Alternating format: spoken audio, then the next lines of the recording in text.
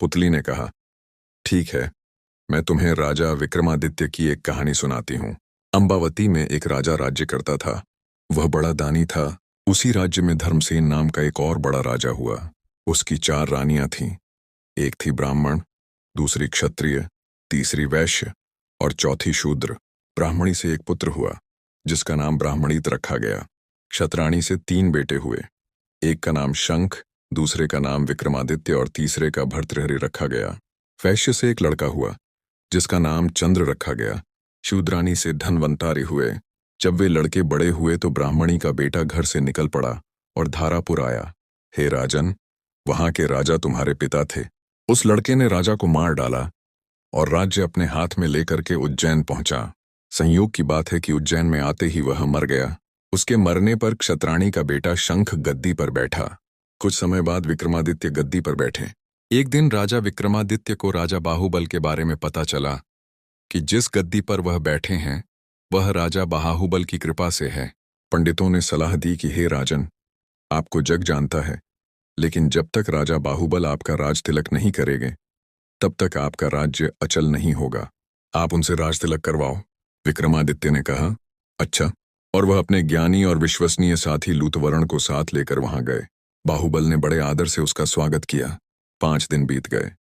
लूतवर्ण ने विक्रमादित्य को सलाह दी कि जब आप विदा लेंगे तब राजा बाहुबल आपसे कुछ मांगने को कहेंगे। राजा के घर में एक सिंहासन है जिसे साक्षात महादेव ने राजा इंद्र को दिया था और बाद में इंद्र ने बाहुबल को दिया था।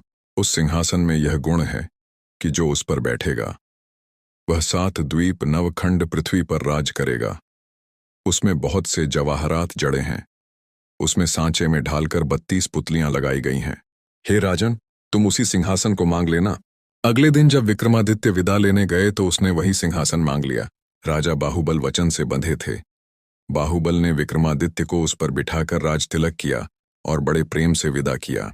राजा विक्रमादित्य ने लौटते ही सभा की ओर पंडितों को बुलाकर कहा, मैं एक अनुष्ठान करना चाहता हूं। आप देखकर बताएं कि मैं इसके योग्य हूं या नहीं। पंडितों ने कहा, आपका प्रताप तीनों लोकों में छाया हुआ है। आपका कोई बैरी नहीं। जो करना हो कीजिए। अपने खानदान के सब लोगों को बुलाइए। 1.25 लाख कन्यादान और 1.25 लाख गायें दान कीजिए। ब्राह्मणों को धन दीजिए। जमींदारों का 1 साल का लगान माफ कर दीजिए। इतना कहकर पुतली रत्न मंजरी बोली, हे राजन, आपने अगर कभी ऐसा दान किया है तो सिंहासन पर अवश्य बैठें। तेजचंद। पुतली की बात सुनकर राजा भोज निराश हो गए। आज का दिन तो गया, अब तैयारी करो, कल सिंहासन पर बैठेंगे। इस तरह सिंहासन बत्तीसी की पहली पुतली ने राजा भोज को नहीं बैठने दिया और अगले दिन दूसरी पुतली चित्रलेखा ने सुनाई राजा विक्रमादित्य की कहानी। अगर आप भी दूसरी पुतली की कहानी सुना चाहते हैं तो हमारे चैनल को फॉलो कर लें और स्टोरी कैसे लगी जरूर बताएं।